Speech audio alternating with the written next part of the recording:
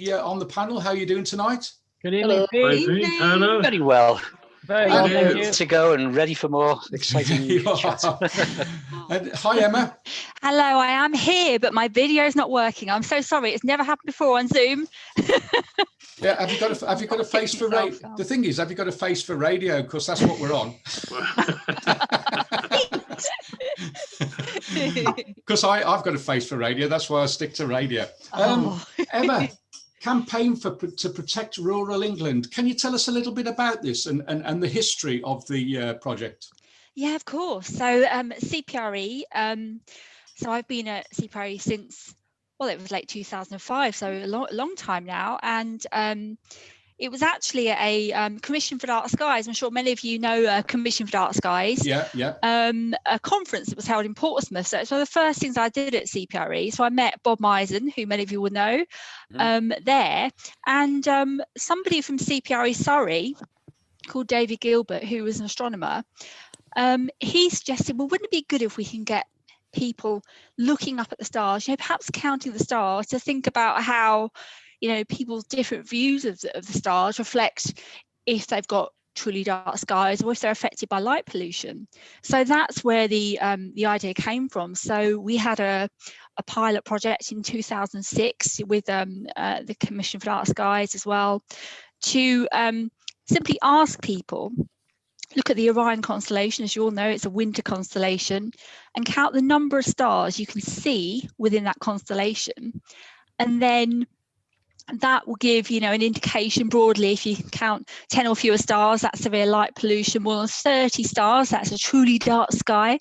And really, it's, to get anybody who wants to look at the night sky, connect with it. I mean, it's really important at the moment, of course, more than ever, because it is giving, some connection, some constancy as well, isn't it? So yeah, with the star count. So it's been. Sorry, go on. Now, I was going to say, also with Campaign to Protect Rural England, you obviously campaign for dark skies. Do you get different reactions from different authorities around the country? Well, so I work for CPRE nationally, and then we've got a CPRE local group in every English county as well. So they're the ones working directly with like local authorities, for example. But we have, it was back in 2014, I did a survey of English local authorities, how they were managing lighting as part of planning, but also the management of street lighting. And, that was really interesting, because we found that a lot of councils are looking to save money and energy with the reduction in light pollution, like a lucky, happy coincidence, really. So it was like an afterthought rather than a motive for a lot of local authorities. I'm sure that's no surprise to all of you. No, I mean, when I moved to where I am now in Shropshire, in North Shropshire, just off the North Wales border, it is fairly dark. But when I first moved here, they were just starting to build the bypass around Oswestry and around Whittington and that. And one of the big problems we had is they started to erect the lights on the bypass, and I actually formed a committee, and we had a little bit of a campaign. This is going back a few years now.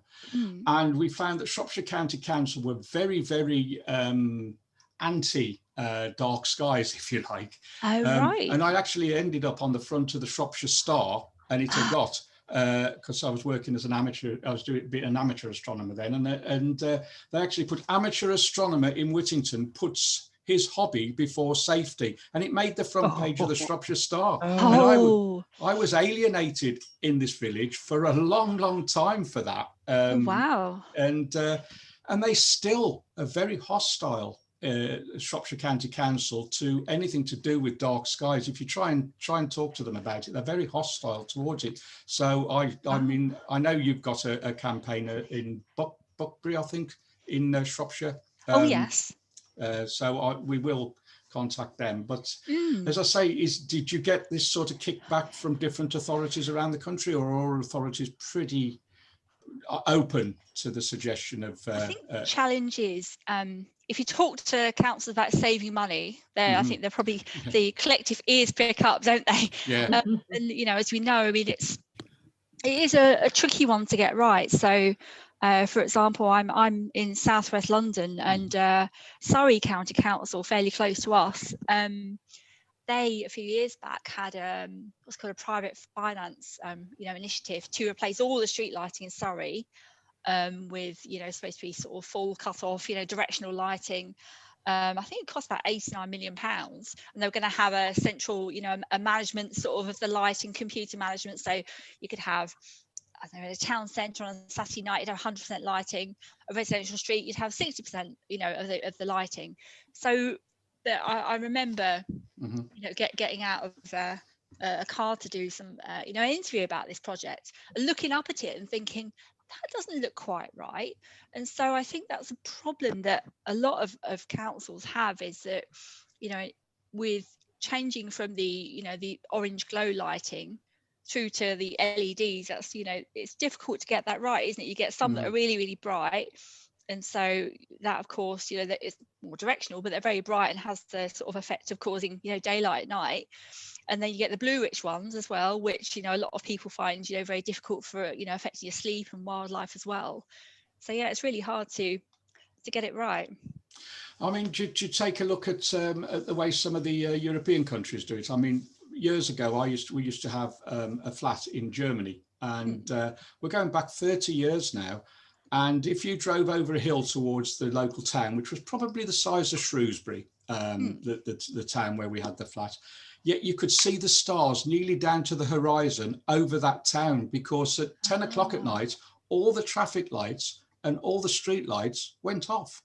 And it was beautiful. And we spoke to the councils out there, why do you do this? And they said, well, there's twofold. One, it interferes with the natural rhythm of animals, having lights on all night. And I mean, the Germans were seeing this 30 years ago. And you come back and talk to local councils here, and they go, well, you don't know what you're talking about. We're not going to listen.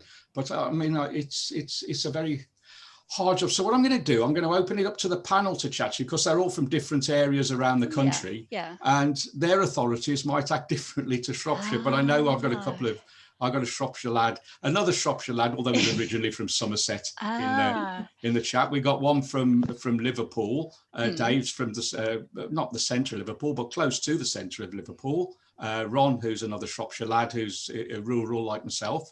Kath, who's kind of between Shropshire and between the busy part of Telford and Wolverhampton. So, again, and then we got Mary, who's not too far out of Oxford, far enough, I think, to make it dark enough. And then we got Dave, who's in there, and he's up from near Colwyn Bay. I can never pronounce the name of his town, so I'll just say near Colwyn Bay. So let them have a chat with you and see what their thoughts are on it. So yeah, of course. Thank you. Away you go, folks. Tell you what, Pete. Let's should we start with the dark sky gang first? So I'm going for Dave. Perhaps Southern Wales may have the darkest sky, but I'm also weighing towards the Mary as well, because I know your sky can be quite good.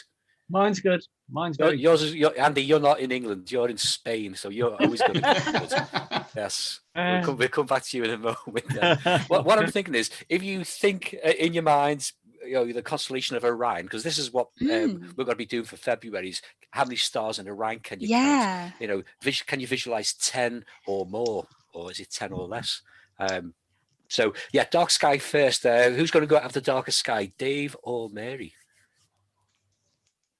Who wants to go? Dave's probably darker. You go first. Okay, Dave, dark skies for you. How many stars of Orion would you see on average? I don't think Dave can hear us. Which Dave? Dave Smith. Sorry, Dave Smith. No, right. Otherwise, I'm talking to myself. I get used to there being lots of Daves. I mean, there usually is. It's quite mediocre where we are, but we have the added benefit of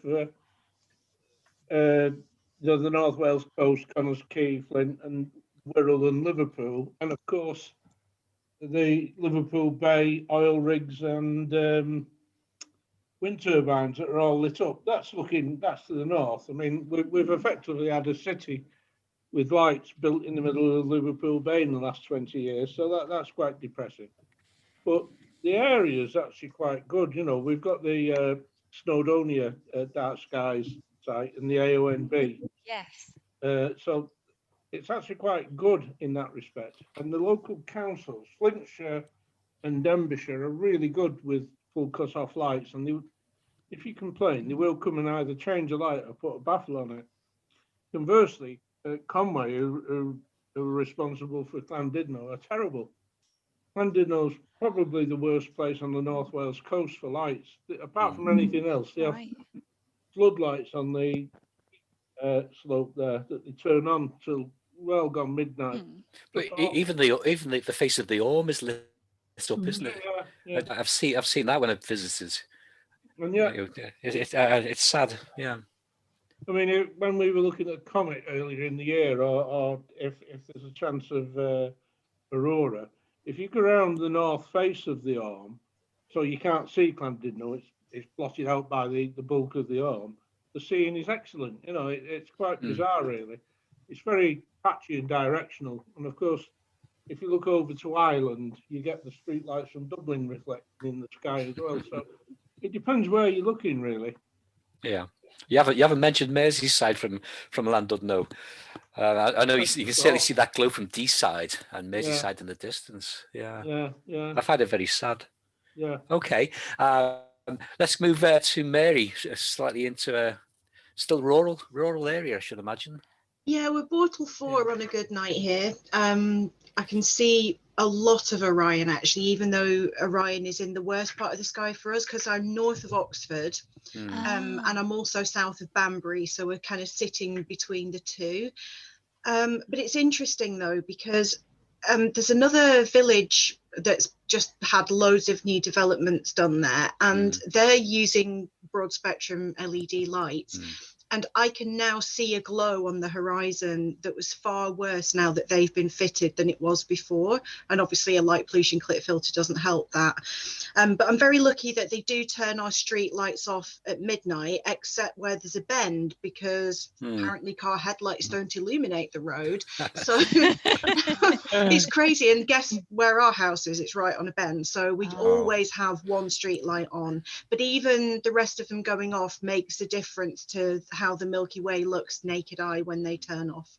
It really, really does make a difference. So, and I've been pretty lucky. I've photographed aurora from here a dozen times, which you just wouldn't think would be possible from like this far south. But I sometimes get more chance than people further north because I'm just in a sweet spot between the two cities. So we are pretty lucky. Mary, sorry for interrupting. What latitude are you approximately at? 51. We're just under 52, 51 so point something. Down the southern section of the UK, isn't it?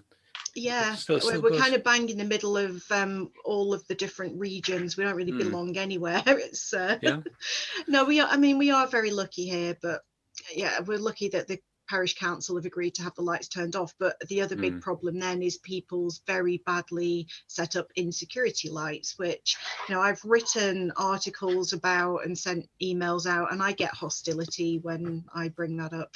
So even coming from the wildlife angle and the number of millions of birds a year that die because of being dazzled by them, and then people say, oh well, it's your cats that are setting them off, and I'm like, well, what does that mean? A badger won't set it off then, or a hedgehog who is going to hate being lit up by it?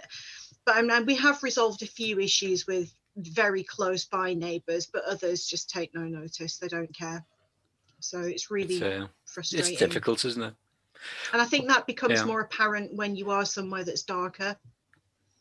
Yeah, I certainly, when I get away to dark skies, I always try to get to Kellan Heath every year, and the skies it's just beautiful to see the Milky Way as the sun sets and those faint stars, the brighter stars come out, and then just as it just gets that light level, it just drops enough, and you start seeing the Milky Way just there, and then in its glory as the sky gets darker, and you do not struggle, and it's just wow. And then I come back home again, and it's just so I'm despondent, and I just feel like crying because I know it's there, I just can't see it. It's so saddened. Okay, Kath, so where are you situated? You're a little bit further out in Wolverhampton. I'm towards Wolverhampton. I'm in a little town called Shifnal, which is it is in Shropshire. So, and it's not far from Telford, as Pete was saying. So My sky kind of varies quite a bit, but I'd be looking north, and let me get this right, northwest would be Telford for me, and there's that orange, town city glow.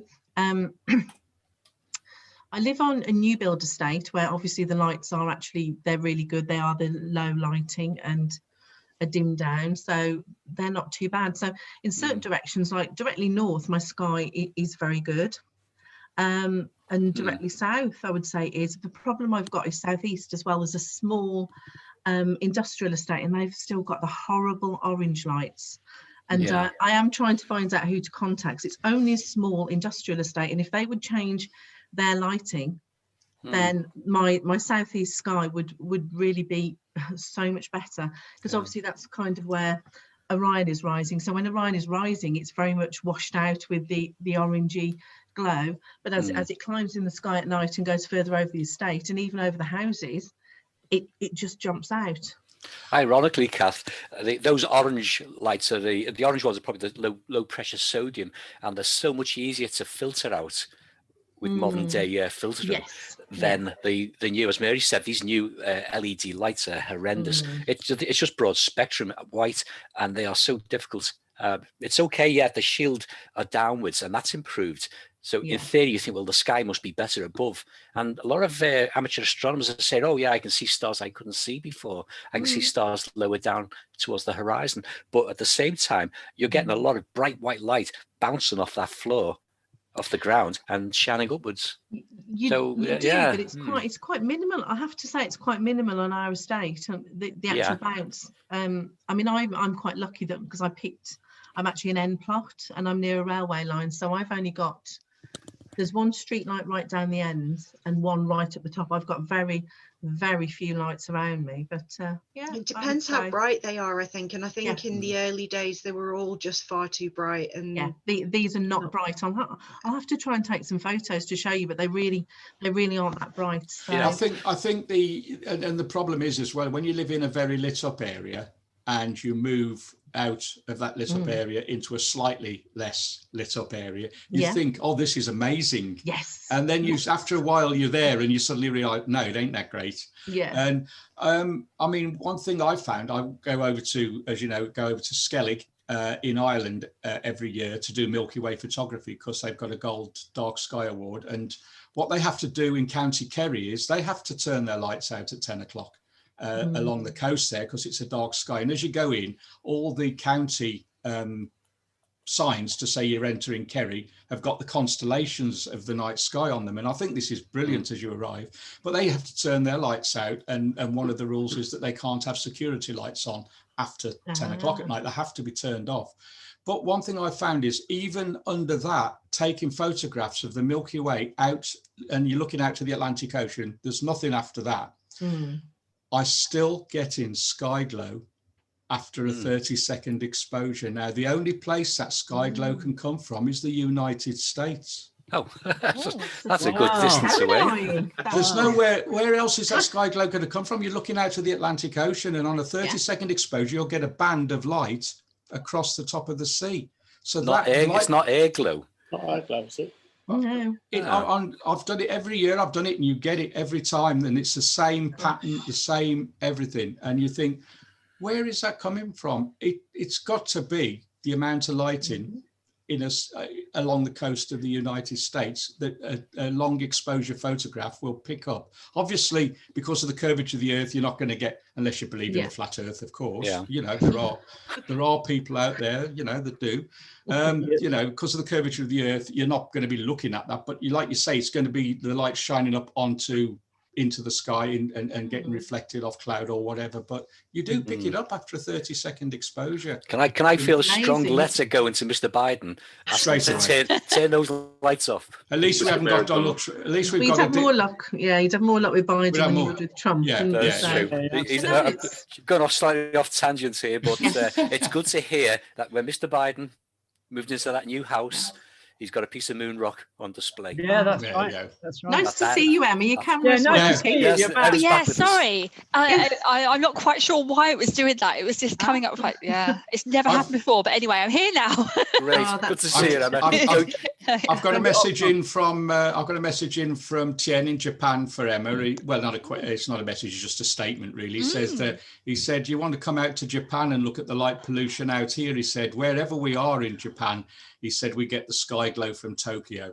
He said, wow. it's terrible for astrophotography out in Japan. He said, it's awful. He said, Tokyo is just like one great big illuminations day and night. He said, they have the lights on in the day and at night. He said, That's crazy. What a waste of energy. That's why you Yeah, take country up I'd love to narrowband visit in the imaging. future.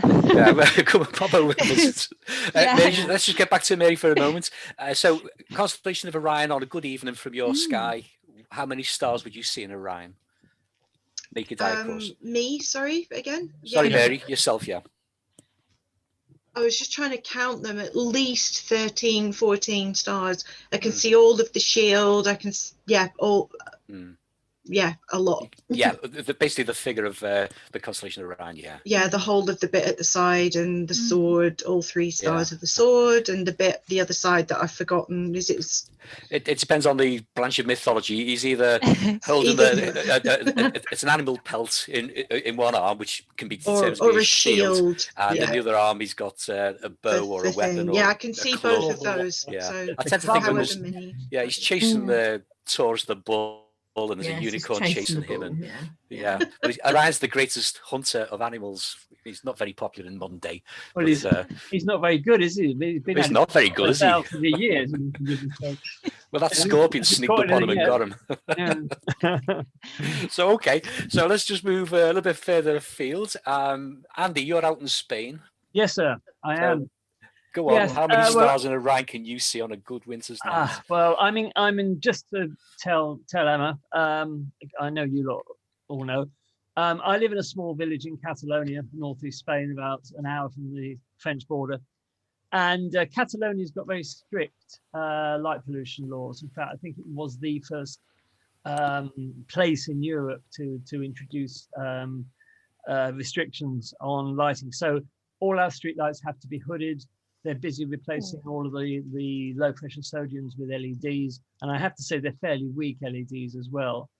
When we first moved here, I could probably see, I think, I can see down to at least 4th or 5th magnitude easily in Orion. So a lot of stars in Orion. That was when we first moved here. We live in an urbanization that the roads weren't surfaced. We had no street lights. It was black as soot outside. It was wonderful. And our garden is actually at the front of the house. We haven't got anything at the back. It's all at the front of the house, all my acres. And well, I'm joking, of course. And herds of wildebeest, majestically, yes, strolling across the plains, across the plains of my back garden and front garden.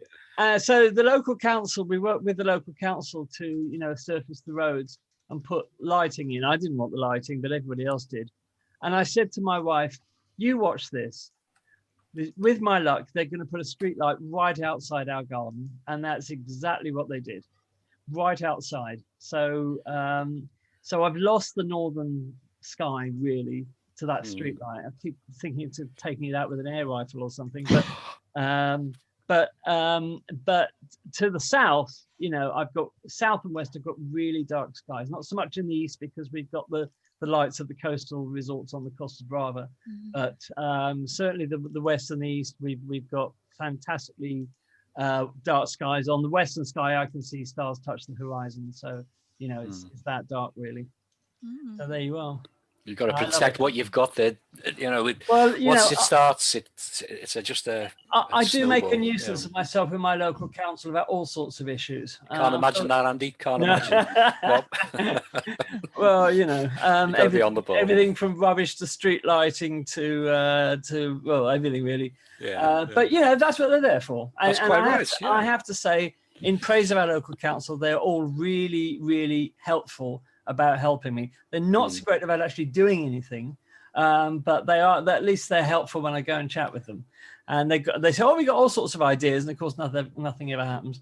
But I am talking to the local council at the moment, because to get onto the main road, we have a little road through the forest which takes about 7 minutes to walk along, and it's pitch black along there, and they want to light it. So I'm fighting that at the moment. But Emma, I've often thought, on a philosophical note, that people, number one, humans have a natural fear of the dark. It's a primal fear of the dark. You're not going to change that. So number two, people are frightened about being attacked because it's dark, women obviously, but I've always thought, if it's dark, an attacker can't see you. So, if you're lit up, I think you're actually in more danger than if you're in total darkness, because all you have to do is to stand still and you're invisible. So you're using logic there. That doesn't work. Yeah, but it's true though. I mean, there was research, rather sounds bizarre, but from the London School of Hygiene and Tropical Medicine did this research. They were looking at council data on road accidents and crime over several years, and they found there wasn't a real link between more lighting and less lighting and crime and road accidents. So it's more as you say, that people's, I guess, fear, I guess, of darkness. But I mean, I've seen lighting in Exmoor National Park once, which is I don't know if you know, it's Linton down to Linmouth. It's a lovely spot. Yeah, I know that well. Yeah. It's my favourite. I'd love to go there again. I can't wait in the future. But they had in the evening, they had on this footpath like motion sensitive lighting, so it's like a rolling lights were coming on behind you, then in front of you as you were going along the path, and I thought that was fantastic. That's so I think that's a great idea. the technology's there, isn't it, to be able to do stuff. But that idea is being used for the motorways as well in some areas. So as you're driving down the motorway, the light will come on but go off behind. So therefore, environmental better. I'm not going to say that friendly, but it's got to be better. And for the financial side of it, it's got to be cheaper as well. Yeah, because if there's nobody using the motorway, then the lights aren't on. One of the problems with those extremely bright, badly set up insecurity lights is that they cast such dark shadows outside of the illuminated bit that anybody could be hiding there waiting for you. And if you're walking back towards it, your pupil shrinks to a pinhead because it's so much light, so you can see even less in the dark. And people just don't seem to understand that is not a good solution to their fear. No, absolutely not. I've had a new security light fitted today, and it's much better than the old one, because it had broken when I think I told you it was staying on permanently, didn't I? They've come and fitted a new one. Oh my gosh, it's so much better. I've opened my door this evening just to see what it's like when it comes on, and it casts a light across the garden, but it's a very even and quite a low level light, but it's enough. But it actually goes off really quickly. He set it for me so that it doesn't stay on for long. So once I've shut the door, he's been able to set the timer on it. Shut the door, and within 2 minutes it's off. Yeah. Well, I think these whole things about security lights, you're just showing the burglars where your doors and windows are and where the locks are. I think it's quite ridiculous. Didn't they interview burglars in prison who actually said they loved security lights for that reason? Everything. The bigger and brighter the better, because it casts, as you said, the better shadows. Emma, I've mentioned this before in this program. Back in 2003, I think it was, or thereabouts, I attended the select committee hearings at the House of Lords on light pollution, and some of the facts that came out of that were they made my jaw drop. B&Q used to sell a home security light that was more powerful than a lighthouse. Absolutely true. I don't know how many thousands of watts it was, but it was more powerful than a lighthouse. And thanks to pressure from astronomers, they stopped selling it. But it's just ridiculous. It's fantasy world. Who the hell needs that amount of light? It's just typical security lights are about 500 watts. And you only need about 10.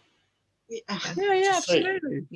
My new one really isn't that bright at all. It's not. It's amazing. I'm like, oh. Emma, what's your opinion on LED car headlights in terms of a light issue? Because I think there is such a danger on country roads because they're same reason if they're coming at you, you can't see, but surely they're just as bad for the wildlife. No, that's it. I mean, we don't have a position on that as CPRE on car headlights, but years back when I think they were starting to go on cars, somebody did write in and say, what do you think about this? Myself, I mean, I agree. I mean, it feels like a long time now since I've been actually anywhere. I guess for all of us, we're all just staying in our local areas. But when I've been out in the countryside, we were lucky we went to Scotland, up to the Cairngorms in March 2020, just a couple of weeks before the lockdown. And I remember we drove out. We were near Aviemore. We drove out about 2 miles out, and I mean, with the darkness, any oncoming cars, it's dazzling, isn't it? And so, I know you've got to really concentrate if they're coming at you. But I also remember when we got past that, we stopped the car and we actually just let our eyes adjust, and the stars were amazing. And so, that's one thing, I remember about that. But certainly the roads at night were, especially because it was particularly dark when you've got them coming directing at you. So I mean, I think any brightness of light is a problem, isn't it? Is glare. Whether it's security lighting, whether it's lighting on a pub, for example, in a rural area. But what do you think about the illumination of buildings, churches and castles? In particular, I'm thinking of Peter because he lives right opposite a castle. Yeah, gets illuminated. Where we live 100 yards from a castle now. Up until just before the lockdown, that castle, after sort of 8 o'clock at night, all the lights would go out. Since the lockdown, they put up lighters on the castle and the church steeple, and the whole lot is lit up all night. Right. Why? Answer me another. More tourists coming in the lockdown. Freaky, that's why. Where's the logic in that? Yeah. I mean, it's the same here in Westbury, Pete. We've got exactly the same problem. The street lights go off. They're pretty good. They go off at 12 o'clock. So usually that's when I start my observing. But at the back, I'm about 50 yards from the church. And again, they've got that all lit up all night. So, but luckily I've got some trees screening, but it's there. And it's causing, I think it's a Shropshire thing. I think because Tong Church down the road from me, that's got all uplighters. So and that never used to have them. So do you find that around the country, Emma? Is that a problem that you come across? That's certainly, I've heard of it before. And, ultimately, at CPRE, it's about the right lighting, where it's needed, when it's needed. And, so I think that, the right sort of technology is there to have, I think, sensitive heritage lighting. But then again, it's a question of if it's being paid for by the church, if they're then perhaps if a particular place isn't aware of the lighting that could be improved, that is real, that is an issue, isn't it? Of course, because it's more light spilling up into the night sky. And I mean, one thing I should have mentioned is that is back in summer 2016, we published maps of Britain's night skies. So they're satellite data, and they were the most detailed ones of England, and they have Scotland and Wales in as well. And in England, we found only, so we had like 9 different bands of brightness, so the amount of light spilling up into the night sky. Only 22% of England had, at the time, pristine night skies free of any light pollution. So there was no light spilling up. But and when you combine it, I think it was about 49% for the 2 darkest categories. So that's still pretty good. But there, there is a lot of sources of badly designed and directed lighting that's going off. That was also at 1:30 in the morning. Those satellites are going over. So it shows the amount of light that's just spilling up that's badly directed. Yeah, such a waste. It is, and we have in the village as well. They built about 4 years ago. They built some bungalows along the main road opposite the castle for pensioners, and they put street light, these ornate lights, all the way down outside the pensioners' And they said, we're going to leave these on all night so the pensioners can see where they're going. I said, how many are going to be walking around at 3 o'clock in the morning? And the answer was, well, somebody might. And so you got the castle lit up, and we live, it's not far out of a town, but if I go into the town and look away from the town, I can get some beautiful Milky Way shots because you're looking into mid Wales. We're on the edge. So it is quite a dark, when the lights go out, I can photograph the Milky Way in the garden, no problem at all. I can see probably down to about 5.5 mag in the garden when the lights are out. Pete, while you're talking about the magnitude of your stars there, when you look at Orion, how many stars will you count on average? I don't know. I'd have to go out and do it. I know you always do your longer exposures, so you're going to bring out lots on the camera. But when you go out there and you just look at Orion, you're dark adapted after 10, 15 minutes, maybe 20 minutes or a little bit longer. And you look out, you can see the basic stars, can't you? So you see the belt stars. You'll see Orion, the nebula, I guess you'll see. Oh, yeah. I can probably see about 20 plus when the lights are out. When the lights are on, I can probably just see Betelgeuse and the main stars and the belt, and I can't even see the nebula when the lights are on. Yeah. So that's the difference. Okay, Emma, what about yourself? I assume you're going to do the star count as well. Yeah. I hope so. So I should have said it's running between the 6th and the 14th of February as well. But I last year did the star count from home, and I counted 9 stars, and that was the most I've counted in Southwest London. So I was impressed. Yeah. But everyone's talking about views of the Milky Way. I mean, I've growing up, my mum used to take us youth hosteling, and so we'd see various bits of the country. And I remember being up in I think it was the North York Moors National Park, staying at the youth hostel there, and I grew up near Heathrow Airport, really, a very bright place, and I was astounded by the amount of stars I could see. But I mean, the thing is, I think there are lots of children growing up now who don't see the Milky Way, and that's part of that's our heritage, isn't it? And that's why we're running the star count. Partly why we want to get people engaged with connecting with starry night sky and thinking about it. And it's a bit of an adventure, isn't it? It's definitely something different to do from home. I should emphasize that it's to be doing safely from home, that everyone can take part in. So do you remember that story about the Milky Way? In America, they had a massive power outage, and people were phoning the police because they'd never seen the Milky Way before, and they were saying there's some weird alien thing in the sky. And how sad that people thought that. I think it was possibly 1989 with the aurora. It affected a lot of areas with power. The grid got overloaded. Certainly Canada. I think Canada got knocked off completely overnight, and the skies were glorious. But I think there's an image of Los Angeles with that night sky with all the lights off, and it does look amazing. There's a particular famous shot taken from the hillside looking down onto Los Angeles, fully illuminated with all its light pollution, and you can see the grid system of all the streets. And then there's this one evening taken from the same hillside, and it looks beautiful. And people must think, where's it gone? It was there. It's gone. Yeah, it's overwhelming, isn't it? When you go to a dark sky, when you live in urban areas like myself, and you get out to those rural areas, and you look out and you go, okay, well, there's Ursa Major, lots of stars now in the plough. I can see more than I can see back home. It's not just 7 stars. There's more. There's 15, 20 plus. And now, where's the Ursa Minor or the Pole Star? Okay, 2 points of stars. There's the Pole Star. Where's Cassiopeia? I can't find it. The Milky Way is there right across, and I cannot see Cassiopeia, but I know it should be there. There's Perseus. There's the Pleiades just coming up. Why can't I see Cassiopeia? Because it's just lost in the Milky Way.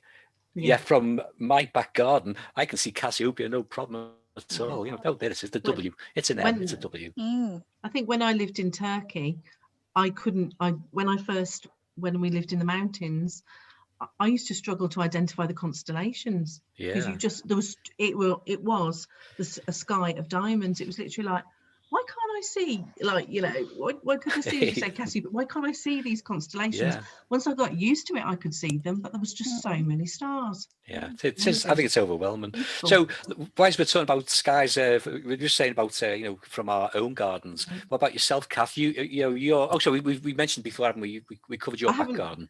Have we not? Sorry. You didn't ask me how many stars. Okay, how many stars in Orion? I was looking the other night. Yeah. And I think I counted 11. That's it wasn't good. a brilliant night. It wasn't a brilliant night, but I think it was 11. I think it was 11. And I'm saying I think because, you know, when you've took loads of photos, which I have of Orion, and you kind of know where the stars are, and it's that thing. So I think, no, I really need to, obviously, when because I've signed up for the count, so I should be out there and spend a lot of time, because there may well be more than 11. Because as I say, once it's overhead and in the right direction, away from the pollution, it's really clear, and the nebula is very, very clear. Yeah. So I would say about 11. 11, that's pretty good going then. Okay, so Ron, Daz, and Peter, you're all in a general vicinity of each other. Is that fair to say? Yeah. I mean, I'm just going to share on the screen. It's a picture I took of Orion the other night, and it's just a single short exposure, about 10 seconds. So this is what it's like when the lights are actually out. Of course, we had a power cut. And where were you at the time when this power went off? Outside. Yeah, with a pair of wire cutters, I believe. Wow. So there's Orion. So hopefully our listeners and viewers can check this later on YouTube. So we're looking at Orion, yeah. Yeah, so you've got Betelgeuse there, you got the belt there, Rigel there, the nebula there, but you can't hardly pick it out because of the rest of the stars. Now, on a really, really clear night, when the lights are out, it does look visually like that.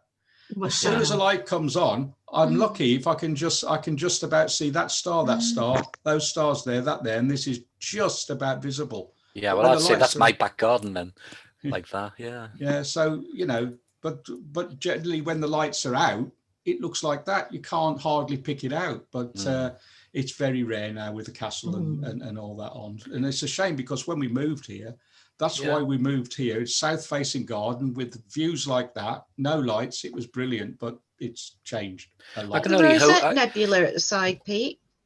Pardon? That smudge, was it the Rosette Nebula? M7, yeah, on the far side was the Rosette, then you've got M78, and then you can just about on that, if you've got it on your own computer screen, difficult over zoom, but you can just about see the flame. And if you zoom in, you can just detect the Horsehead Nebula as well. Yeah. Did anybody watch Winter Watch? UK, BBC Two, I'm sure you may be able to get it from other countries, you may be able to view it. Did you watch it?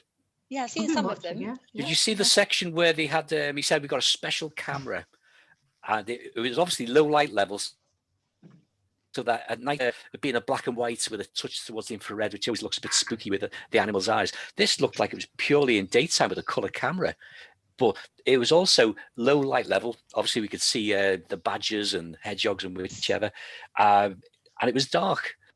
But the constellations were there, and it did actually have Orion on the screen for a good couple of shots there, and you could see the Orion Nebula, and I'm sure I saw the flame. Is it Zeta? Where are we? Did it Delta Orionis?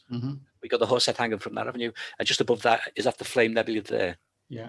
Yeah. So you could just, I think on my screen, I could just make out that. I thought, wow, that is the first time I've seen in real detail, in colour, that looks natural on a television program like that. Sometimes from when there's a war going on somewhere, they use night vision cameras, usually the green cameras. I've used them out in the Sinai deserts. They are quite weird. Everything is green and pixelated and very granulation is it's noisy, the camera, and you can see the stars down to a very faint magnitude, but you get that horrible green color cast. But this was beautiful, well worth watching the repeat if get back on iPlayer there.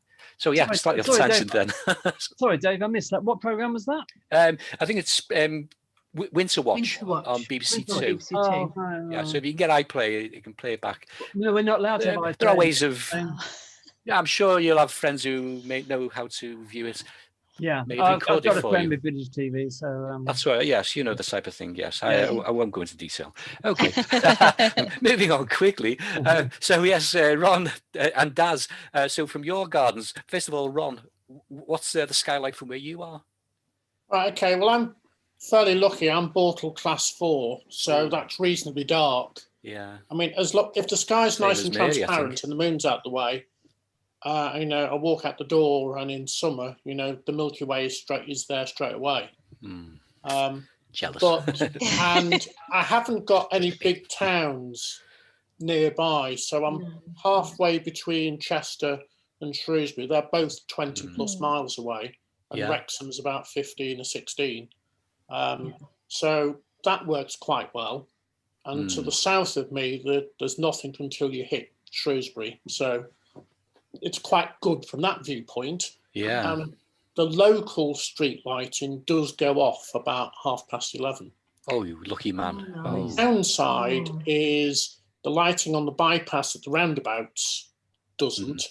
And the real killer is the leisure centre up at the secondary school.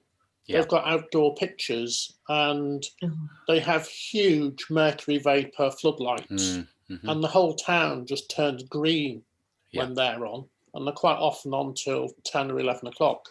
Yeah. Although at the moment they're off. I'll just say quickly, Ron. Our guest on Saturday evening is Amy Astro, or Astro Amy. I always get mixed up.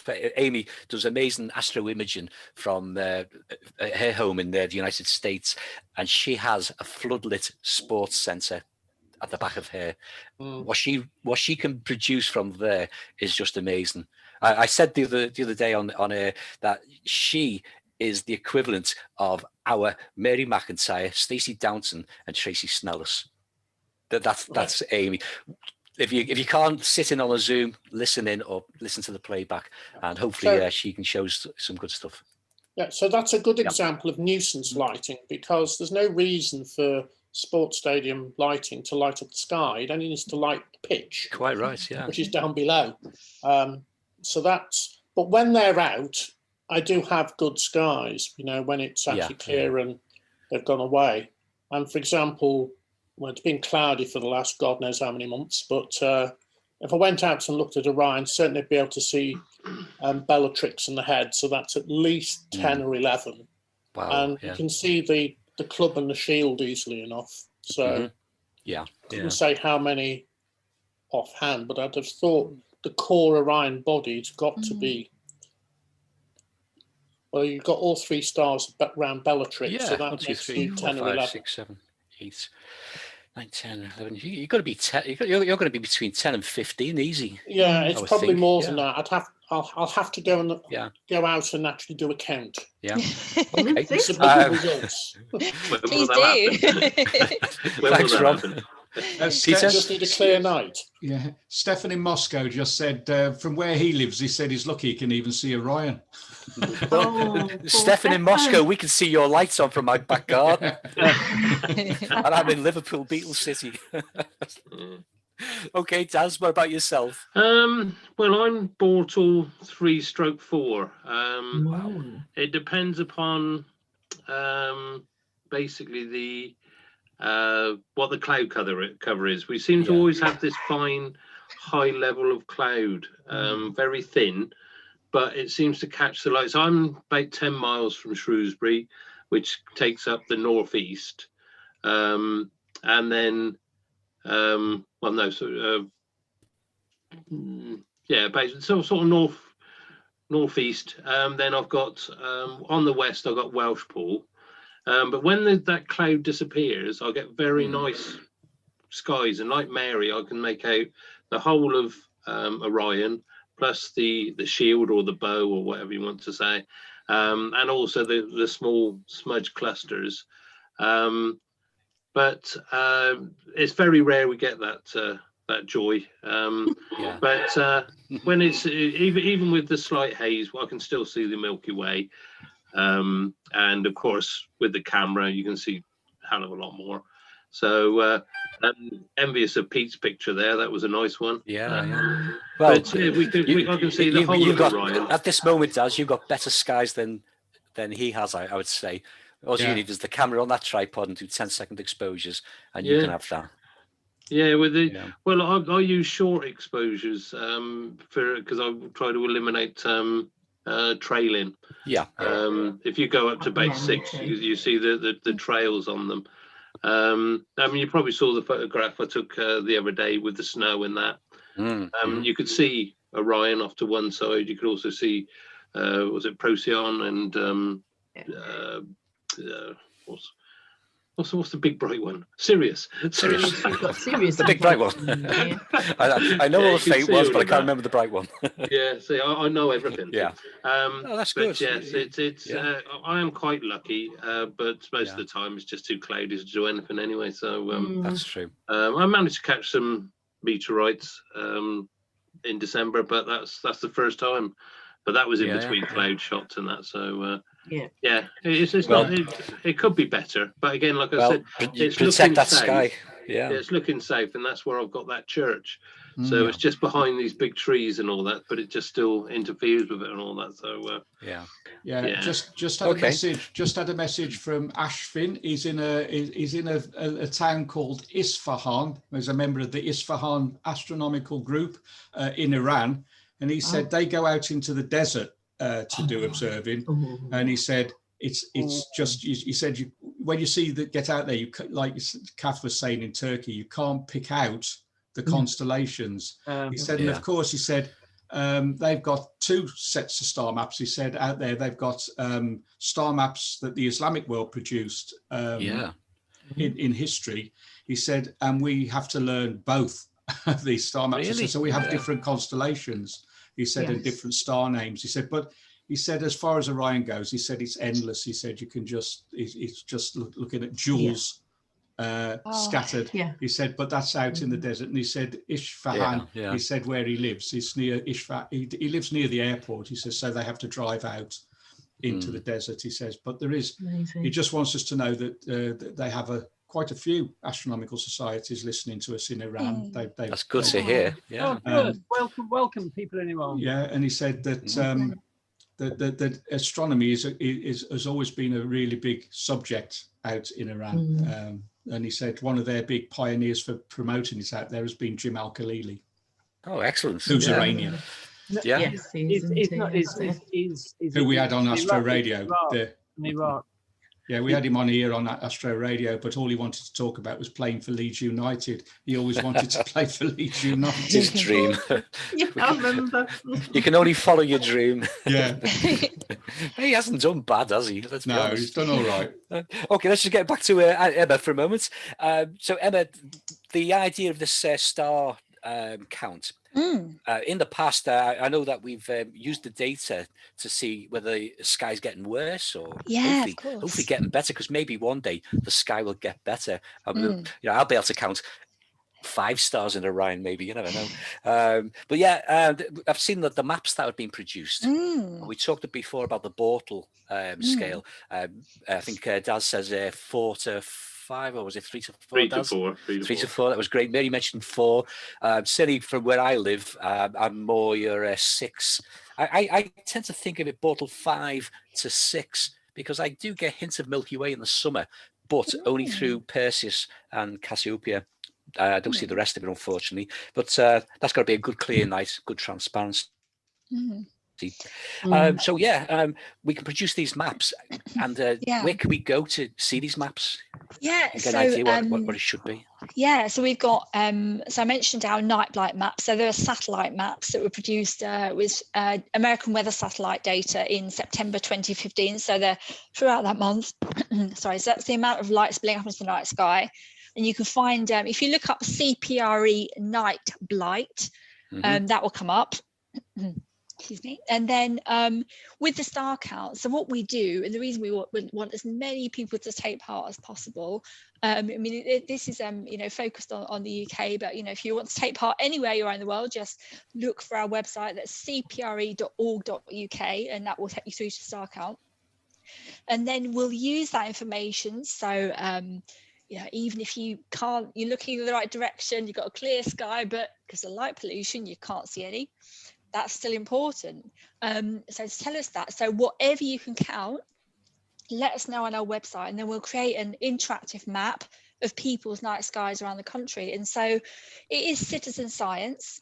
So you'll get different people from different places taking part. You get some who take part every year, but it gives us an indication. So for example, last year, 61%, so that's the highest we've ever had, 61% of people counted 10 or fewer stars, and 3% of people who took part counted more than 30. So that's truly dark skies. So it gives us that, you know, that indication. And then, you know, for example, it's in, I don't know if you've heard of the, so there's a parliamentary group for dark skies now, which is was set up, I think it was last year, about a year ago actually now, and they've published a report about 10 dark sky policies for the government. And in that, they you know, the nightlight data, the star count data and the nightlight data is in there as well. And so it's helping to, you know, strengthen our arm for campaigning to reduce light pollution, and also identify where the darkest skies are as well. So the best places to see the stars. I've just found last year's map on my phone from when I did it last year. It's yeah, but I don't think people can see that. We can see that, yeah. I'm trying to bring the colour. I'm trying to bring the colours out. It's not going to do it though, is it? Hold it a slight angle, Kath. Yeah, I don't. Tilt it towards you. Yeah. Make it flat.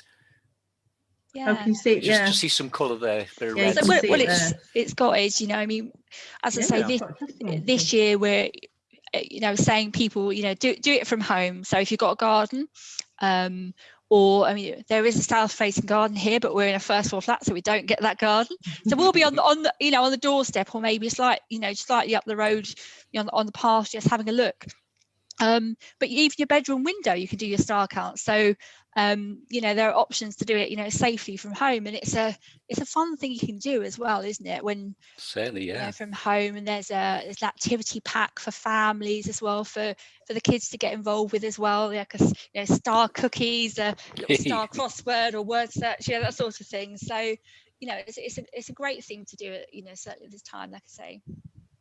Yeah. So just before we go to a track, Emma, what dates are we suggesting to do this? February yeah, so it's from Saturday the 6th of February through Sunday the 14th of February. Okay. So we always focus it around the new moon, which you'll know is as dark as natural time. So you don't have the natural light from the moon affecting people's views. Yeah, of course, we may not get a clear night each night. We may not get a clear night at all. So would it be wise to just get out there and observe on any clear night during that week? Any clear night, fingers crossed. Like, for example, last year, I think it rained, I think 5 days straight, and then we had one clear night, and we had about 1,000 people take part in submitting star counts. Because, of course, you know, we're keeping an eye on the weather and saying, oh, this looks like a great time for the country to take part. And yeah, so fingers crossed for the weather. Okay, and not so what the cloud cover does as well. If we get 3 clear nights, if we're lucky to get those 3 clear nights, hopefully we will. So what we do, just send in one report. And do an average, you know, average them maybe. Yeah. Well, what we'll do is, so you can do more than one star count, submit that, but we'll record the last star count submitted from a location. Mm-hmm. So you know, if for example you tried, you know, 2 nights, and you saw 7 one night, 11 the next, so the 11 would be recorded. So you know, hopefully there'll be one night, like I say, that everyone, you know, people can get a chance to do the star count. And it's looking at the Orion constellation, the 4 corner stars, and counted within the 4 corner stars, so the 3-star belt as well, but not the corner stars. But all the information is on the CPRE website if you go to that. Yeah. Okay, so should we go to a track, Pete? Yeah, okay. This is, you're listening to Reach Out and Touch Space. This is Pete here on Astro Radio, Pete at astroradio.earth, facebook.com/group/Astro Radio Earth. If you want to get in touch, we're going to go over to a track now and give the panel a little break. And it's kind of apt, it's Sabotage and Lights Out. I'm going to have to say, the way we see the night sky, the public don't see it the same as us, because, you know, you look at Orion and we see a hunter, you know, but the public just see these little dots in the sky, and they can't join those dots to form a pattern. But, you know, we look at Mary's backdrop there, and she's got a lovely star chart in the background there. So and I can actually see Orion, and I can count 1, 2, 3. There's a star where it shouldn't be. What's that star doing there? Come on. They're all in the wrong place. Don't come for me. Did you happen to pay about £5 on eBay for this? No, it's more expensive. Everything's spelled correctly on my one, but I was just you know where I am. Yeah. You can buy one from a certain online store, and it's got the wrong spellings on. You can mention online stores on here. It's not the BBC. Okay, well, you know, let's move on. Yeah, it doesn't matter what store. So, yeah, Emma, you describe yourself as a stargazer and not an amateur astronomer. That amazes me because listen to you this evening. You've got the passion of an amateur astronomer. I listened to Mary chatting. I hear Kath chatting, and you know, our panel here, Daz and Andy and Ron, and we've got that passion, and you've got it as well. But you say you're a stargazer. You don't need telescopes. You don't need binoculars. You need your eyes. And if you can't use your eyes, you've got the passion to listen and learn. Yeah. And you're an amateur astronomer. You don't know it, but you are. So go on. Stargaze. Why stargazer and not an astronomer? Well, I don't know. I mean, I guess, you know, I think, I mean, I probably know, you know, a bit more obviously about the night sky than many people, but not as much as a lot of people like you guys. So, you know, I still call one of the constellations a saucepan, which I've called it for a long time since I was a kid.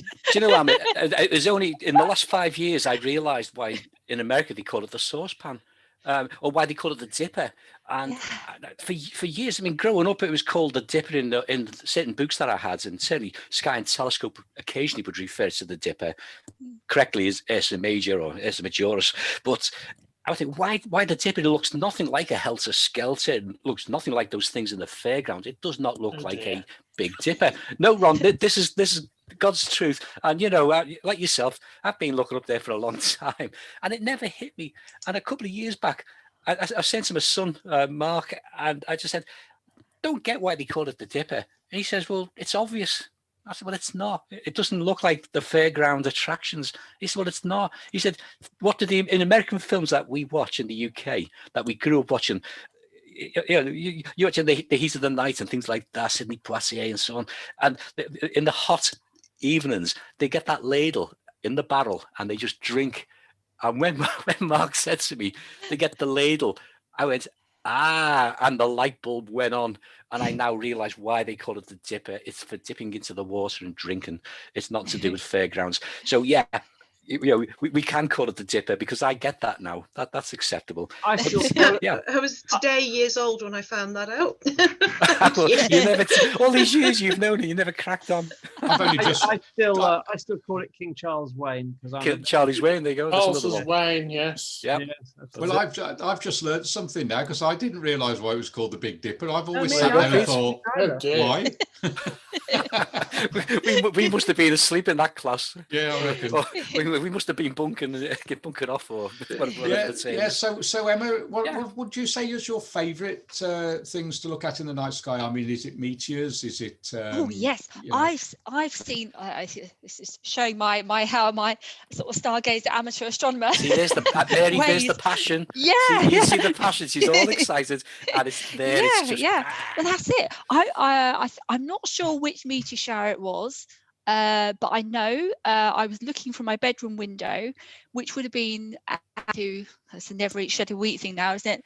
It would have been to the west. She is an amateur astronomer because she's inside the house and she's looking up. And you're obviously looking at the ceiling or the wall. You probably think, well, absolutely. I'm just sort of, setting my map in my mind. Yeah, so I was looking out to the west, and I remember sitting upstairs for, I don't know, only about 10-15 minutes just thinking, okay, I've got to see one. And I remember seeing a shooting star, and that would have only been about 3, and I was so excited. I think I clapped my hands with joy, you know, because what month of the year was this? Pardon? What month of the year? January, February, March, April, May? I can't remember. I can't remember. I know there's a big meteor shower, isn't it, in the summer? Is that the? We have a good one in August. It could be that That's one, the well-known one. Or the Lyrids. Sorry, the Leonids in November. Yeah, but possibly the Perseids. That's the one that the press get us all excited about with their 800 an hour. It must have been. I must have seen something and thought, oh, I'm going to chance it and see if I can see. But yes, it was fantastic. And I mean, I think, you know, the idea of looking through actual telescope and seeing even more stars. But I mean, the thing is that really strikes me is that the stars are there. It's just light pollution is blocking our view, isn't it? So they're still there. Yeah. They're all there. It's just we can't see them because, or we have different views of them because of the level of light pollution, as you've all talked about. But that is the sad thing, isn't it? And this is my concern for our younger members coming into astronomy, whether it be in the infant school or the juniors or the seniors or whichever, and they can't see the night sky. We know what the night sky is.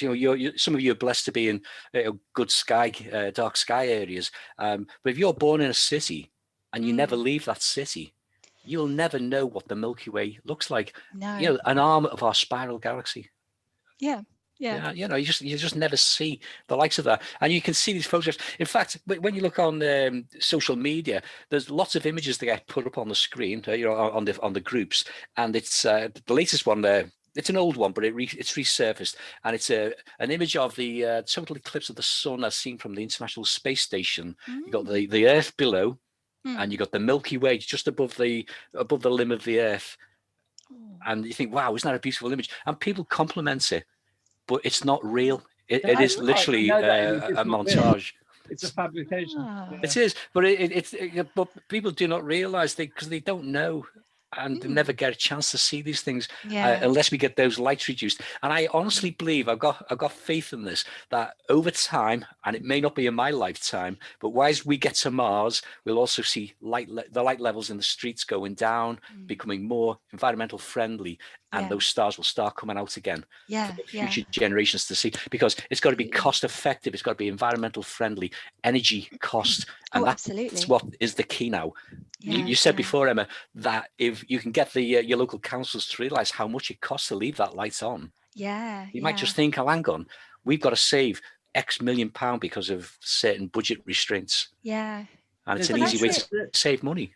There's an interesting fact. The USA burns the equivalent of 21 million barrels of oil a year just to light the night sky. Wow. Yeah, that's a lot of oil. That's a lot of oil. I know. I mean, the first, we're talking about, when you see the Milky Way for the first time, obviously we can see it from where we are in our village, but to actually see it, brilliantly. When I first went to Ireland, and the first night we got there, I went out and I said to my wife, Siv, I said, oh, it's no good tonight. It's cloudy. There's clouds coming over. And that was actually the Milky Way. It was that visible. But I took a picture recently at Alwyn Reservoir, which is if you look on your dark sky map, you can see that where the Alwyn Reservoir is, it is very dark on that. And it's only a few exposures, but it just shows what you can do when you do get into a dark location. Oh, wow. Wow. For our listeners, you will have to get on the internet and look at Astro Radio playback on YouTube. And that's my, I put my torch on a little a plinth and switched it on, went back and took the photograph so I could get my torch shining in that. But have you been playing out with that starburst filter? Yeah. No, that's actually without it. Really? Yeah. But okay. But when I went out and saw the Milky Way for the first time from a really dark location, I did actually think it was cloudy. And I've been doing this all my life, and if that's what it looks like to me, who knows what he's looking for? What about kids and that? Then I don't know what to expect. But the other thing there, Pete, you're looking at your image there, you can see the dark lanes, the dark areas where the starlight can't get through. Now, they're real. So when you get to the dark skies, having come from an urban sky, in the city, we tend to see those clouds lit up orange or white. In some areas, not far from me, one of the clouds lights up green because underneath it is there's still the Jubilee Bridge, as we call it, Runcorn Bridge, and the lights are shining upwards, and the lights are actually illuminating the low-level clouds, which appear to be green. So it just looks straight, this green cloud. Sometimes gets reported for the aurora, mistakenly, of course. So when you get out to the dark skies, you can't see the clouds. There's nothing to illuminate the clouds. So when you're looking at the night sky and you've got Orion, you've got Gemini, you've got Taurus, and then all of a sudden something is not quite right, because you can see Orion, and if you follow the 3 belt stars upwards, you should find Aldebaran, and then the V shape of the Hyades and the Pleiades, but they're not there. There's this big black patch. It's a big black hole in the sky, but very slowly stars start popping out, but other stars disappear. Something's eating those stars, and what you've got is a cloud that is not illuminated. It's just a cloud passing over, but you don't see it. And that's real. That's natural, and it way should be. Yeah, but quite unusual. Another question for everybody is: when we went into our first lockdown in March, did anybody think that the skies were somehow more transparent and clearer? Yes, definitely. Yes, because the aircraft weren't flying as much. I would imagine in other countries there was less aircraft flying than this country, because we didn't stop the aircraft coming in, did we? But no. It was. I don't know whether it was just my mind playing tricks, but I swear it was clearer. But also it was the notice of the lack of jet streaks going across the sky and things like that, and the contrails as well. You didn't have the contrails. But I reckon it definitely was. And of course, we were blessed with the beautiful weather in the first lockdown. I think part of it was the weather was good. We're underneath the transatlantic cargo flight paths. So for us, our meteor cameras were still picking up loads of aeroplanes. I was still photographing loads of aeroplanes, still seeing loads of vapor trails. But obviously with fewer, you wouldn't get that thin layer of cloud as the vapor trails kind of spread out. But aircraft being grounded doesn't stop big fluffy clouds and weather from coming over. I think it was a combination of just super brilliant weather and just like a little bit of an impact from fewer aircraft. I think the biggest reminder. Sorry, Rob, a couple of years back there was a volcanic eruption. Correct me if I'm not got this right. In the was it Iceland volcano? Can't remember the name of the volcano, but that threw up a lot of dust, a lot of ash. Consequently, they had to put all the flights on hold that would normally fly the continental route. So the weeks after that, skies did appear. We had blue skies, but I mean blue skies the way it was when I was a kid. Those blue, beautiful skies where the blue was blue and not this washy, whitey blue, And then when the flights came back on again, that changed, the transparency went. So I think that was genuine and real, but maybe not so much for this lockdown. But I would walk around the village. I'd go out for my exercise, which is unusual for me, and walk around the village at night because there was nobody about then. And I just felt, looking up, that there was some sort of, I can't even put my finger on it, but if it just seemed more transparent somehow. And, he was looking at the moon setting over towards Wales, and it just seemed to be that everything just seemed clearer and crisper. Now, it might have been my imagination, I don't know, but it just felt that way. And I did mention this to Chris Lintott in an interview, and he just said it's your imagination. And so I don't know. I just wondered if anybody else had that experience, but I suppose Mary could be right. It is a combination of good weather and all the rest of it, and less, because we live on the flight path for Manchester and Liverpool Airport. You get planes coming over from Manchester, planes coming over from Liverpool regularly, and there was none. It was just, there was none at all. I mean, I think that most of them were sort of in the south, like over London and over Oxford, but there wasn't much going into Manchester, and I don't think there was anything going into Liverpool at all. It would just seem to be. It was, yeah, shut, yeah. It was shut. So we did have that rest from those trails all the time, because every time I look out our front window, which looks north, you can just see these trails drifting across night after night. And the other thing was Noctilucent Clouds. Now the prediction, and I think Dave will bear me out, Jonathan made a prediction as well, that we wouldn't see as many Noctilucent Clouds over the lockdown period, because he reckoned it was pollution that was helping these things to happen. I think it must add to it. Yeah, but they're too high for that. I think the theory is it's meteorite dust. We saw more. We saw more because we don't usually see them from Whittington. And I was lying on my settee which is another usual position of mine, lying on the settee. And I got my camera and I was literally taking photographs from the settee, looking out the front window of Noctilucent Clouds outside. And we'd never seen them in Whittington before, but we saw them last year. And you need, the mesosphere needs to be a particular temperature, and there needs to be some moisture up there as well. And then you need a nuclei, which they pretty much accept now is micrometeorite dust as a catalyst for the ice crystals. But also you get way more Noctilucent Clouds when we're at solar minimum than you do when we're at solar max. So we are still at very low solar activity levels. And that coupled with the fact we had a lot of clear skies meant we had more opportunity to see them now. The nice thing was I've lived in this house now for 35 years, and that last year was the first time I've ever seen Noctilucent Clouds from this location. And that was the first time in my life I'd ever seen them. And I was like, at first I thought I was seeing things and it was just an illusion. And I went out and I said, it really is. And of course, what was nice as well, Comet Neo-wise, was hanging in the Noctilucent Clouds. I remember that evening, I was crying. It was just such an amazing evening, because as soon as I found out about Comet Neo-wise being in the northern sky, I was like, please let me get both together.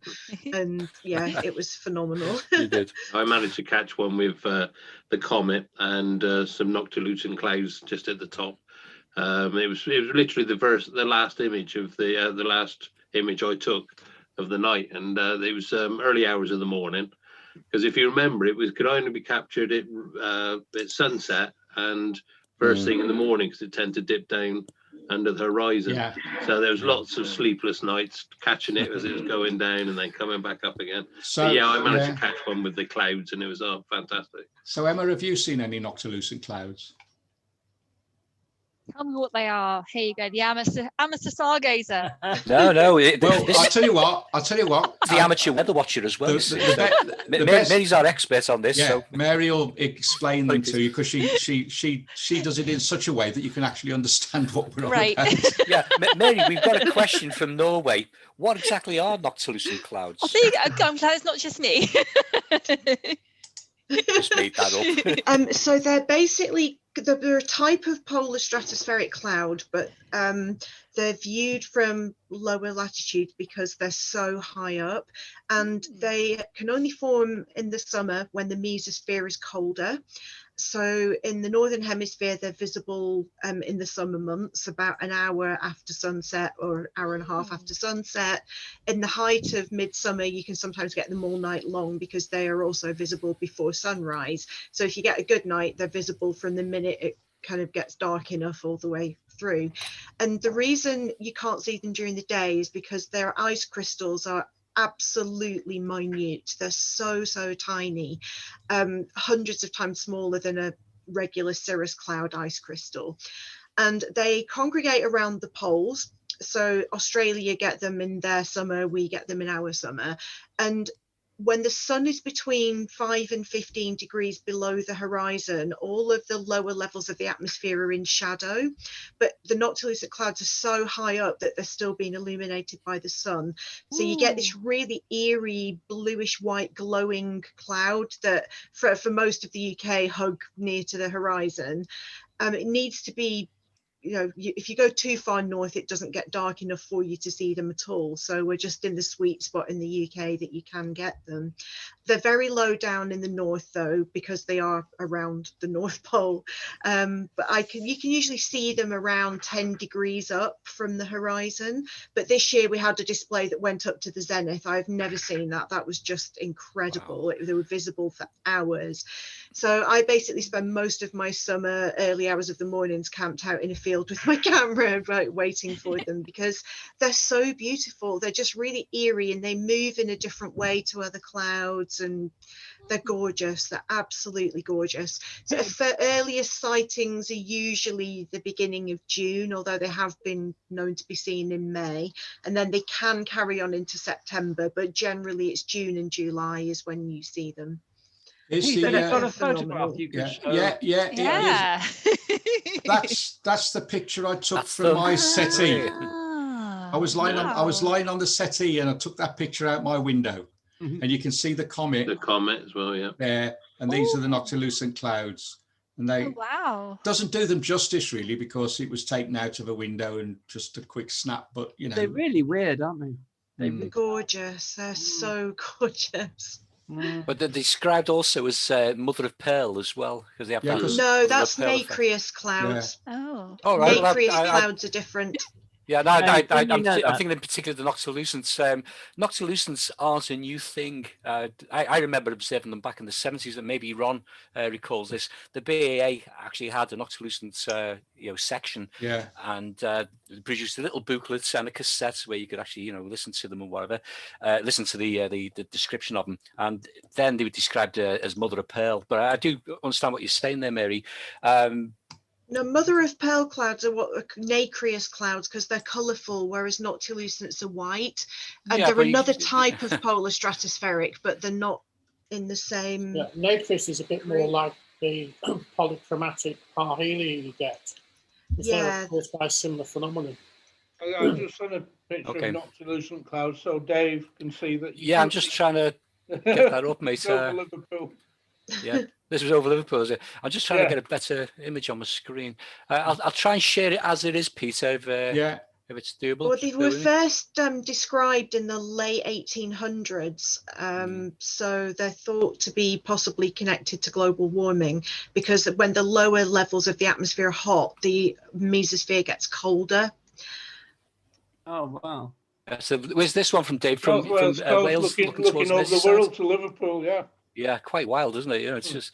But if you do a time lapse of these, Mary, you get that amazing movement. You do. It's yeah. just Yeah, they're phenomenal. slowly moving, aren't they? I Beautiful. will see if I can get my time-lapse video up online and share my screen. Please, yeah. But I say our listeners can view this afterwards on playback. Yeah. Yeah, beautiful. Yeah, so Noctilucents, there's something for you to see. So yeah, just moving away from the Noctilucents I've for the moment. lost sound somehow. That's okay. Have you got the video? I'm just finding it now because I cleaned my hard drive down, so I've. Oh, sorry, I'll let you carry on with that. I thought someone was saying they've lost sound. I'm not too sure who said that. That's all right. I'd lost your sound for a minute. It was Peter. Sorry, Peter. Yeah. Okay. We're just getting to away from. Group, and let's hope I can hear you now. Can I hear you now? We can hear you. That's the most Hi. important. Excellent. Excellent. We're back. We're back. So I found a video I can briefly show of All right. the NLCs if you want me to. Yeah, please. share Please, that. Mary. Yeah, we have to describe it for the radio I side. will. You'll have to let But me hopefully people can watch screen that share, Steve. later. I Peter, can't can you do screen screen share share? at the moment. Oh, I'll give you a. Oh, well, wait a minute, Mary. Hold on. For the listener, I am now giving Mary screen share facility. The Available on superpower. There you The go. superpower of Thank screen you. share. Can you do it now? Yay. There we go. Oh, beautiful! Look at that. Now, Mary has Wow. shared a screen, but for some reason, the sound has gone again for the thing. But she's sharing a screen of Noctilucent Cloud, which looks absolutely amazing. It's a beautiful animation of Noctilucent Clouds. So if you get a chance to come on to the Zoom area on YouTube later, you'll be able to see it. So there we go. It's lovely. It's Just lovely. looks beautiful colours it's as well. beautiful. Mary, So, would you say those yeah, colours are it's real? going to be Yes, nice thing to see. they are If how you ever they get a chance look. to go see Noctilucent Clouds, Sorry, Mary. please do. They are absolutely. Can you share that with us, Mary? If it's not too big. So for some reason, again, because the screen was shared, we've lost the sound to the Zoom area. But I'm going to do something technical now and try and get it back. So we'll see what can happen. It's live radio, can't you? You can tell. You're back. That proves it's live, doesn't it? For some reason tonight, every time we screen share, the sound goes off. But Yeah. why Mary was doing that, I described to the listener what was happening. So there we go. We could hear you, okay? There's a Noctilucent Cloud time-lapse playlist on my YouTube channel if people want to go and find Oh, more. thank you. Great. That's the easiest Excellent. way. So Excellent. your YouTube channel is Mary McIntyre, is it? Mary McIntyre, FRAS. Yeah. FRES. That's the one to Excellent. look for. Lots of Thank you. stuff to Go and have a look. Go and have a look. And so we were saying, Emma, what is your taste in music? Your genre in music. Your genre. My genre. That's what we call it these days, isn't it? Genre. Yes. It used to be, what's your taste in music? Yeah. I am, as I was when I was a teenager, into heavy metal. Really? You've come to the right show. I thought I might be. We also like classical music as well, don't we? Ron? Oh yeah, exactly. Yeah, Of heavy course. metal, classic. Above you, Rock. I would never have guessed that. Mary there is a bass player, as is myself. Have you ever heard of Hawkwind? No, I haven't. I'm afraid. Oh, what? Sorry, Hawkwind. Yeah. Hawkwind. Yeah, Hawkwind. I thought you said Hawkwind there. Hawkwind. No, Yes, Hawkwind. of course. Phew. Of course. Nice one. I'd say That's where I started my career with that band. Oh wow. And then we went on to form another band. I actually do a tour called Herschel to Hawkwind, and I'm doing that on Sunday night on that Ella Valley Day. Oh wow. Emma, you must tune into that. The It's Ella mad. Valley. Ella Valley. So Yeah. which bands are you into then, Emma? Name some Yeah. bands. Well, I mean, obviously Metallica. Obviously. Then some more, I guess, less mainstream ones like there's a band called Septic Flesh from Greece. There you go. Yeah, they're really good. Obviously this sort of the classic stuff like Black Sabbath, Guns N' Roses, etc. Then I mean it's quite a mix of stuff really. I mean I've been going to a festival in the UK called Bloodstock Festival for many years, and of course now we've rolled over our tickets from last year when it was cancelled, and I'm thinking, is it going to happen this year? Probably not. Who knows? When you're at Bloodstock, did you ever see the guy who does some of the comparing from Onslaught, Psychela? Yeah. Well, Cy's a mate of mine, and on the first we run a festival, it's an astronomy and music festival, and Cy was on the door of the talks area, and people were coming up to me and going, that bloke you've got on the talks area don't half look like Psychela from Onslaught. So I said, it is. They said, it can't be. They've just come back from Venezuela. They've just done a tour of the football stadiums out in the south. He said, what's he doing opening and shutting the door? I said, because he's a mate of mine, and he said he'd do the door on the talks area. But he's also an occasional presenter on Astro Radio as well, Psychela. So but Bloodstock. But we have our Solar Sphere events, don't we, Pete, as well? So Emma, you must come to Solar Sphere. Lots of rock music. Yeah. Have you ever heard of a band called Anubis? I'm not sure. I don't know if I have. My boyfriend would have done. He's also into it. Yeah. Well, Peter's been involved with a band called Anubis, haven't you, Pete? Pretty good. Yeah, it's mine and my daughter's band. Okay. We did a few albums, and then she clocked up. I don't know if you've ever heard of a band called Warlord. She was going out with Mark from Warlord for Mary met Mark from Warlord. But they've split. They've just split. They're not long split up, and sadly. So she was with Mark from Warlord for 7 or 8 years. With Mark from Warlord. I mean, one of my very favourite bands is Strapping Young Lad, and Devin Townsend. Obviously doesn't do Strapping Young Lad anymore, but that's one of my absolute favourites. But he's still around. He's a real character.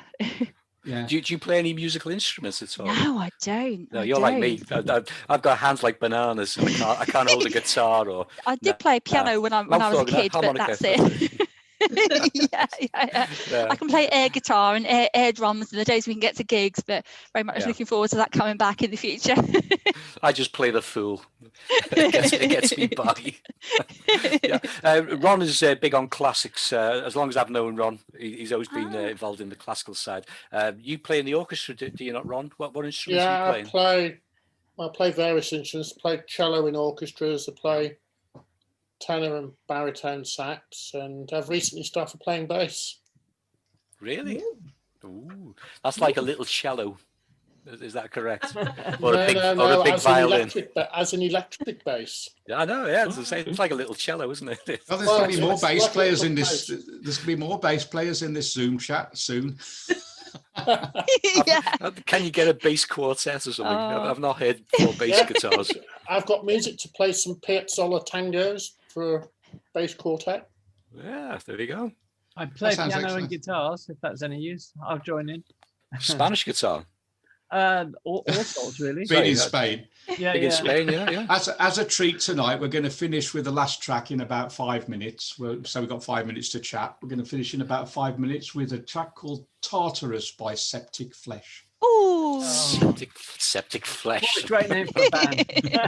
lovely name and lovely Yeah, title yeah. of a song. It's going to be different. I work in a hospital and Septic Flesh is not very good.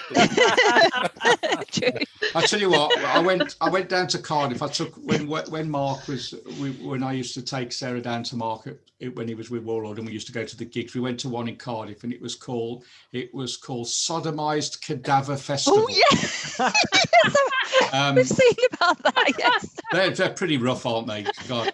And anyway, they got on. There was Septic Flesh on. There was Warlord. There was Entombed. There was Cancer, and one or two others. I mean, it was an autopsy night out. It was. yes. I think sometimes we might, because my partner Duncan, he's into metal as well, and sometimes we see things on the internet about gigs. Even he looks at logo and thinks, it's like a magic eye trick, isn't it? Some of them, Yeah. It's just a tree. It looks like a tree that's got grown out, and you're supposed to work out. But it was so funny. We did a gig in Dudley with Anubis, and it was one of the last gigs we ever did. And I said, wouldn't it be crazy? I said, if Sodomized Cadaver turned up. And I walked down the road, and the two guys from Sodomized Cadaver were walking around. That's haunting me. Haunting me. Well, what a name for a band. Yeah.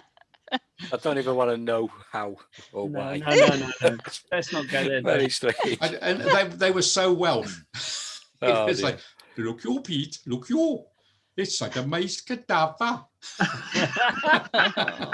Chinese, But yeah, so it is. You look at the posters, and you can't work out, because they do all the posters with all these weird names on, and you can't work out what it says. Like you said, it's a magic eye thing, isn't it? And that gig at Cardiff, Pete, was Heart headlining. I think it would have been good, but I think they would have been a bit too light. But it was Doctor and the Medics. Dr. Feelgood.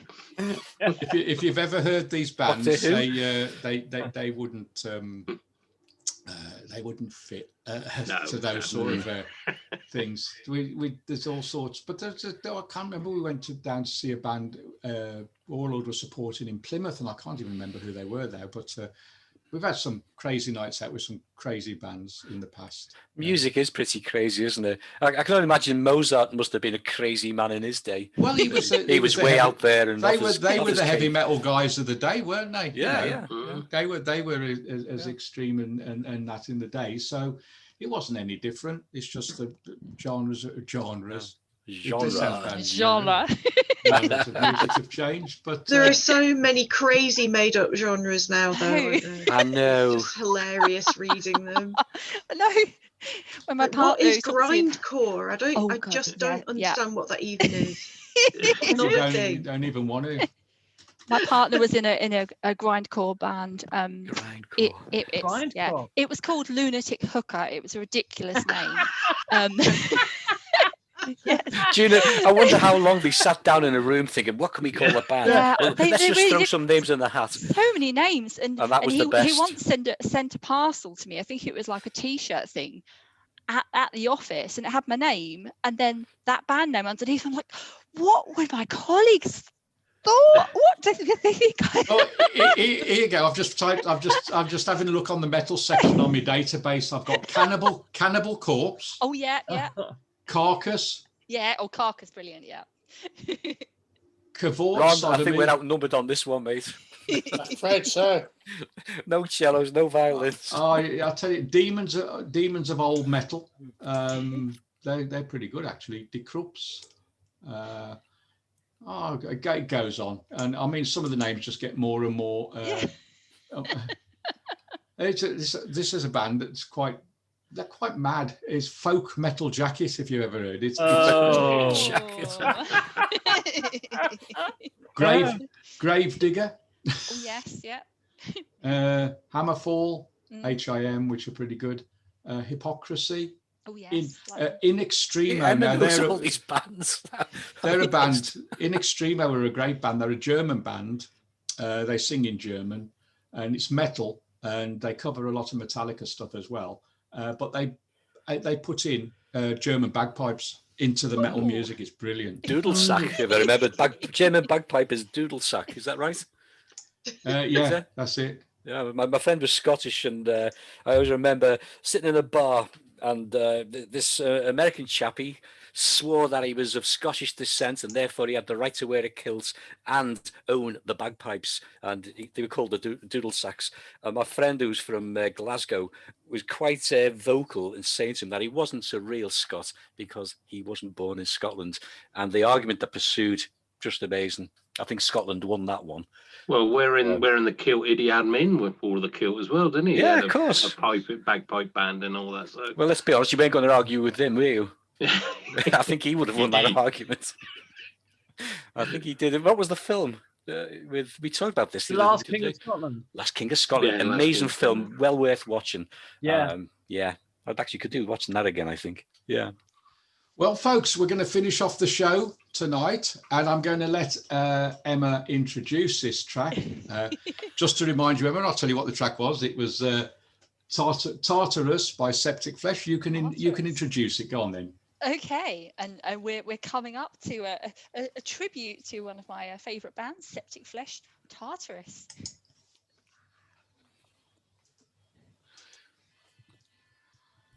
Thank you for being here on Reach Out and Touch Space. We'll be back on Saturday. Thank you and good night. My brother and I had a kind of fake band when I was younger, and we called ourselves